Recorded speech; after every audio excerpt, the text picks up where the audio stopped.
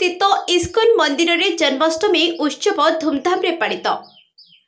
भगवान विष्णु अष्टम अवतार भगवान श्रीकृष्ण जन्मदिवस को कृष्ण जन्माष्टमी भाव समग्र विश्व में पालन कर छतिया विद्याधरपुर स्थित इस्कन मंदिर रे एहाको बड़ धूमधाम रे पालन कर देखा मिली।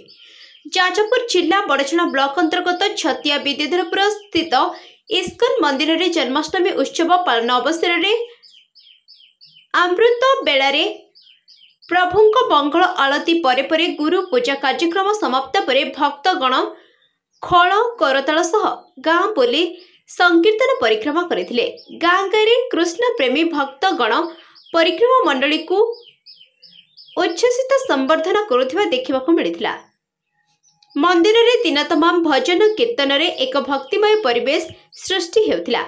संध्या आलती परे परे हरिकथा श्रीकृष्ण दिव्य अभिषेक आदि समाप्त परे पूर्वर विभिन्न प्रतियोगिता कृतित्व अर्जन करिथिबा कुनी कुनी छात्र छात्री माननकु विद्याधरपुर इस्कन मंदिर मुख्य श्रीमान सचिप्राण धन दास कर कमल रे मानपत्र सह पुरस्कृत करा जायथिला। तापरे सांस्कृतिक कार्यक्रम अनुष्ठित होइथिला। हजार हजार भक्तंक आगमन रे समग्र अंचल रे आध्यात्मिक परिवेश सृष्टि हेउथिला।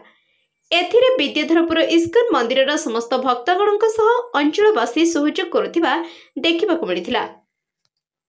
Chandikhol Rashmita Behera report The News today.